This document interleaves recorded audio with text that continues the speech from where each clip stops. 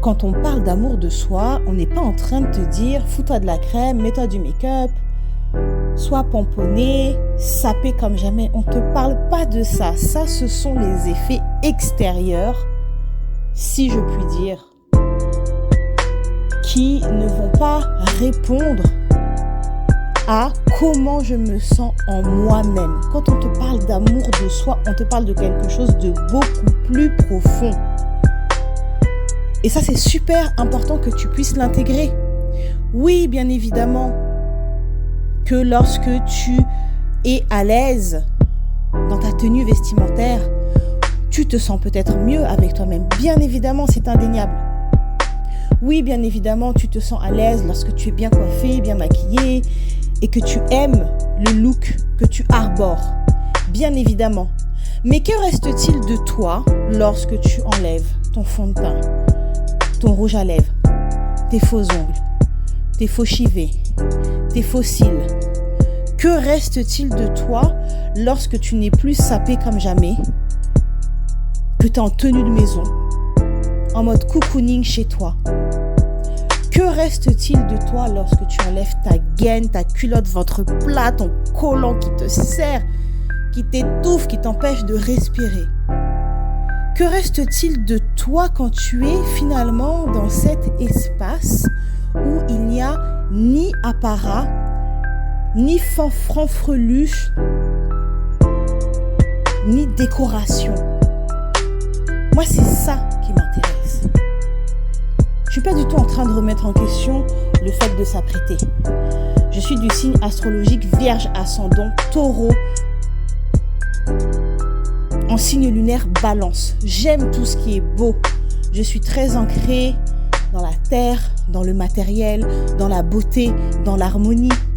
J'aime les belles choses et je suis très sensible au sens esthétique des choses. Alors je peux t'assurer que je ne remettrai jamais cela en question.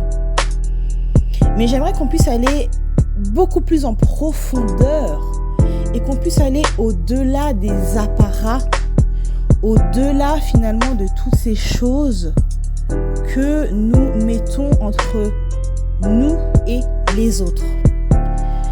L'amour de soi, de mon point de vue, c'est quand je commence à m'autoriser à dire non. Non, je ne veux plus de cette situation. Non, je n'ai pas envie de faire ça. L'amour de soi, c'est quand on commence à se faire passer en priorité et à arrêter de se sacrifier, de faire passer les envies, les besoins des autres avant nous-mêmes. L'amour de soi, c'est quand on a cette capacité à se remettre en question et à vouloir faire mieux, à vouloir comprendre ces mécanismes limitants. L'amour de soi, c'est pas juste un truc de bisounours, genre je fais du développement personnel, je me fais coacher, ou je suis coach et je te donne des conseils parce que c'est mon métier. Non. L'amour de soi, c'est aussi aller regarder ce qui dysfonctionne dans ta vie.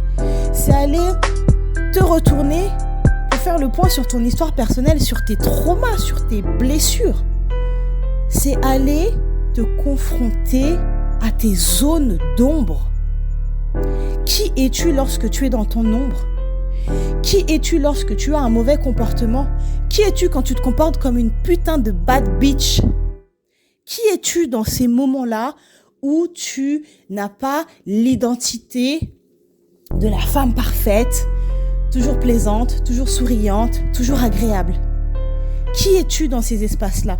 Et es-tu capable de continuer à t'aimer et à t'apprécier malgré tout, malgré tes imperfections, malgré tes zones d'ombre? C'est de ça dont il s'agit quand on parle de l'amour de soi. J'avais vraiment envie de partager ça avec toi ce soir, parce que c'est mon inspiration, c'est mon flow et voilà.